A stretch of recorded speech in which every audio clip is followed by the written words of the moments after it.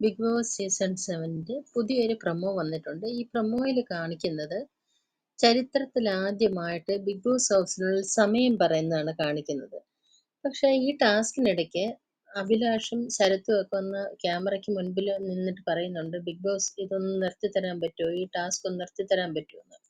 അതിന്റെ കാര്യം എന്താ അറിയത്തില്ല. പക്ഷെ ഇവരുടെ കയ്യിലെല്ലാം ആ ജയിലിൽ കിടക്കുന്നവരുടെ കയ്യിൽ കാണിക്കുന്നുണ്ട്. ജയിലിൽ നമ്മളുടെ ആ ഒനിയലും എന്താ മറ്റേ